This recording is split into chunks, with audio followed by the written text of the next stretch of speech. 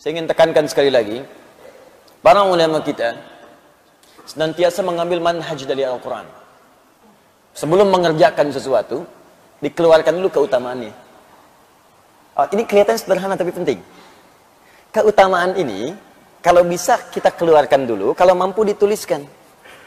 Supaya memotivasi kita kalau mengerjakan ini yang kita raih. Itu minimal kalau sedang malas-malas, ketika melihat itu lagi, itu muncul lagi motivasi yang kuat. Makanya seringkali di ayat Al-Quran itu, amalan bersanding dengan keutamaan.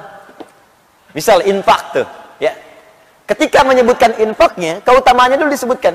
Quran surah kedua, ayat 261. Matalul ladzina yunfiquna amwalahum fi sabilillah. Kamathali habbatin, ambatat sab'a sanabil, fi kulli sumbulatin mi'atu habbah. Wallahu yudha'ifu liman yasha', wallahu wasi'un 'alim. Perumpamaan orang yang infak di jalan Allah Subhanahu wa ta'ala. Perhatikan baik-baik, seperti orang yang menanam satu benih. Dari benih itu satu nih, dihitungnya satu dulu. Jadi kalaupun ada 1 rupiah Anda berikan, itu hitungannya bukan 1. Ambatat sab'a sanabil, dari 1 ini tumbuh 7. Fi kulli sumbulatin mi'atu habba, setiap 7-nya ada 100 benih baru. 1 kali 7 kali 100, 700 nilainya. 700 nilainya. Dan itu pun batas minimal, bukan batas maksimal. Karena ayatnya belum selesai, sering dipotong sampai sini, belum selesai. Wallahu yudha'ifu liman yasha. Dan Allah akan melipat gandakan tanpa batasan bagi siapa yang dikehendakinya. Kata sebagian pakar tafsir, maksud yang ayat terakhir ini adalah orang yang tak pernah berhitung, maka Allah akan berikan tanpa hitungan. Tapi kalau dia ngitung, ya sesuai hitungan itu diberikan. Infak misalnya, 1 juta masukin, sampai kotak infak tuh gak geser-geser. Tuh, 2, 3 juta. Tapi dihitung sama dia, alhamdulillah kali 700, punya catatan sendiri. 7 juta. Walaupun nggak dia upload, punya catatan, Allah kasih. Begitu dioper 1 lagi, Masya Allah, ingin seperti yang 1 juta itu. Tapi nggak ada. Cuman dia nggak pernah berhitung, tapi keikhlasannya sangat dalam.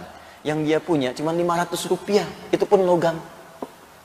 Dia masukkan dengan hati-hati, supaya bunyinya pun nggak kedengaran orang lain. Sampai masuk tuh lembut sekali, kayak landingnya itu soft gitu. Bagus.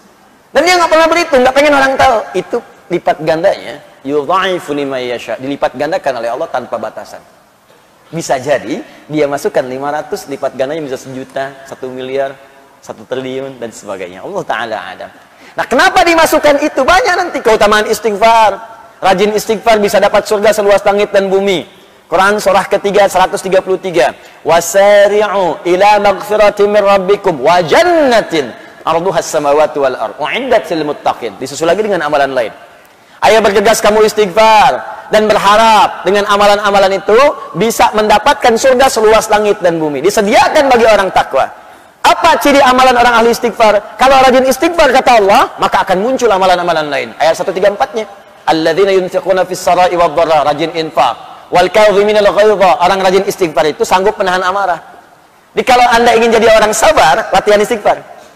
Astagfirullah. Orang mencela, istighfar dulu. Astagfirullah. Nah, ketika Anda rajin istighfar, itu kita akan diberi oleh Allah kemampuan menahan amarah. Ya. Dasar kamu begini. Astagfirullah. Apa? Astagfirullah. Kamu ngeledek saya? Astagfirullah. Dah, sampai dia capek sendiri. Sudah mas, kalau sudah saya pamit dulu. Pergi aja sana. Astagfirullah. Wala'afina anin nas, dan dia bisa pandai memaafkan orang. Jadi yang indah tuh gini, hati dia ditutup oleh Allah dari persoalan. Sudah selesai, jadi dia tuh nggak mikirin masalah lagi. Tapi orang yang tidak pernah minta maaf kepadanya jadi gelisah terus nggak pernah selesai. Dan ketika Anda bisa melakukan itu kata Allah, hati orang lapang yang sering ingat dengan Allah, dia lapang menerima persoalan, maka tempat pulangnya akan dilapangkan oleh Allah lebih daripada seluas lapangan, seluas langit dan bumi. Anda punya rumah sekomplek Jaka Permai, kerasa luas. Nanti saat ke surga seluas langit dan bumi. Silahkan maraton, boleh, koprol. Saya pengen tahu di mana ujungnya. Enak gitu. Nah, pertanyaannya kenapa sering disandingkan tuh antara amalan dengan keutamaan, supaya kita itu punya motivasi. Pengen dapat ini, tahajud ada 4 kemuliaan. Jadi kalau kita tuliskan, karir akan diangkat, pekerjaan akan dibimbing, masalah diberi solusi, kalau diganggu langsung Allah tolong. Quran surah ke-17 ayat ke-79 sampai 81. Nah, Anda tuliskan itu, keluarkan. Manfaat tahajud, berikan 4. Tempelkan langsung di dinding tempat tidur Anda sebelah kanan. Jadi begitu miring ke kanan, Anda lihat itu. Nggak ingat tahajud pun ketika melihat itu, pengen bangun malam harinya. Kalau bisa bikin kata-kata yang menarik, seperti Kiai Ahmad Dahlan menuliskan di temboknya ketika akan berdakwah beliau. Ya Dahlan, berdakwah itu seperti menggenggam batu bara. Ingat sabda Nabi. Kalau kamu karena ujian yang kecil aja, karena celaan kamu gagal, kecil kamu. Seperti memegang batu bara. Tuliskan di dinding kita. Katanya karir pengen diangkat oleh Allah. Tahajud aja nggak mampu. Katanya pengen hidupnya mudah. Tapi bangun 2 rakaat aja nggak sanggup. Katanya pengen ditolong oleh Allah. Tapi begitu Allah ingin berikan, kamu nggak panggil. Sepertinya apa sih maumu? Tuliskan di situ. Ya, tuliskan. Di situ aku kadang merasa sedih padamu. Catat tuh. Tulis di tembok kita. Begitu dituliskan seperti itu, malam bangun. Itu manhaj namanya.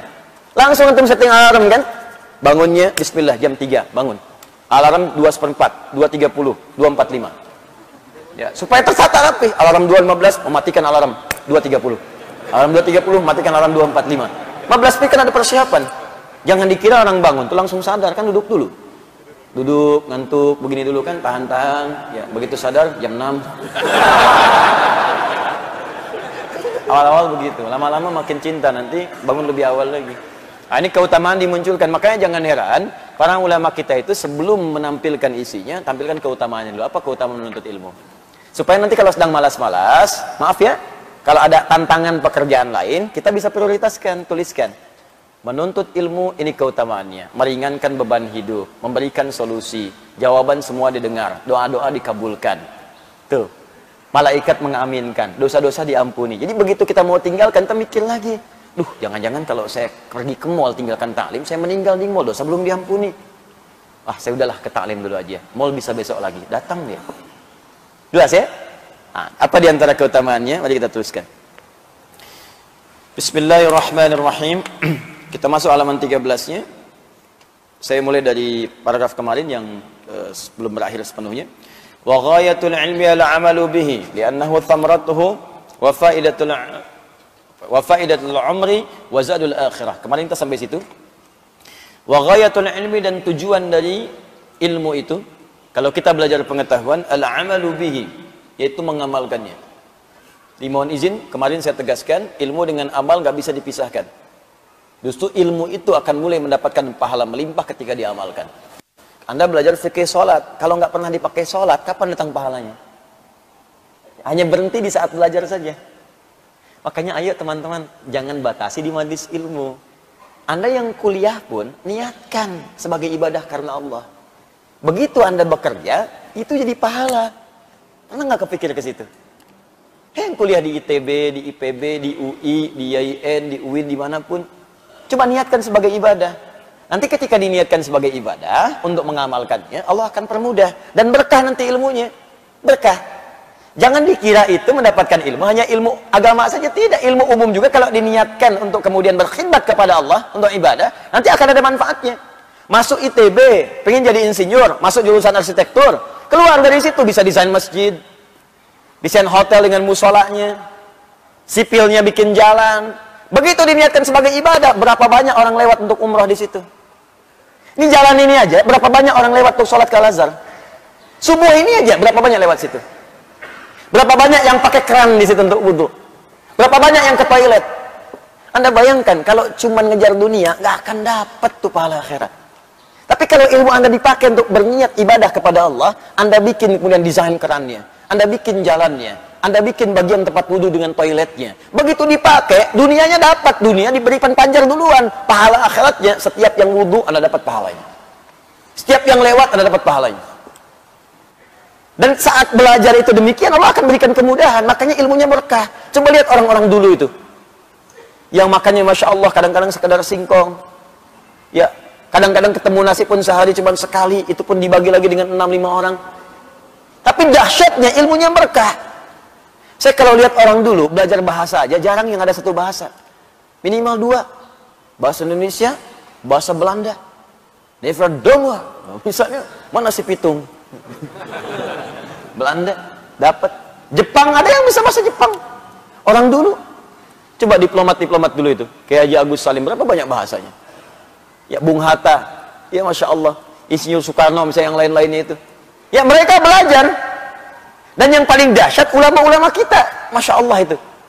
Ya, ulama-ulama kita itu dulu, bukan sekedar belajar. Kemampuannya luar biasa. Semua ilmunya bersanad. Kemampuan bahasa Arabnya, kemampuan Qurannya. Bahkan tidak sedikit ya jadi mufti langsung di Masjidil Haram. Tidak sedikit di antara mereka. Dan namanya abadi sampai sekarang. Bahkan murid-muridnya mengajar lagi. Syekh Yasin Al-Padani. Berapa banyak muridnya sekarang mengajar? Syekh Ahmad Khatib Al-Minangkabawi. Berapa banyak muridnya punya manfaat sekarang? Jadi saya sarankan kalau kita mau belajar, dimanapun itu, termasuk Anda yang sekolah di kampus-kampus umum, ayo bikin konsep untuk ibadah. Dengan ilmu ini, saya akan berkhidmat. Ingat pesan saya, kalau Anda kejar akhirat, dunia akan ikut. Tapi kalau Anda kejar dunia, akhirat akan meninggalkan Anda. Kita kesini untuk ibadah. Sholat, taklim. Dunia ikut. Begitu selesai, ada kopi, ada sarapan, ada pisang. Dunia tuh. Tapi kalau kesini coba nyari pisang, akan dapat. Udah akhirat gak dapat, pisang gak kebagian. Oh, paling gak enak tuh. Akhirnya bikin status, ternyata di Al-Azhar gak ada pisang. Enak kesini mau cari pisang, mau cari ilmu. Jadi kalau kita nyari akhirat tuh ikut dunia semua. Saya sering katakan begini, rezeki itu udah diatur. Surga kita yang belum jelas. Dunia itu nggak usah capek lah. Ya, yang capek pada dunia, dia belum paham dunia. Makanya pelajari ilmunya supaya nggak susah.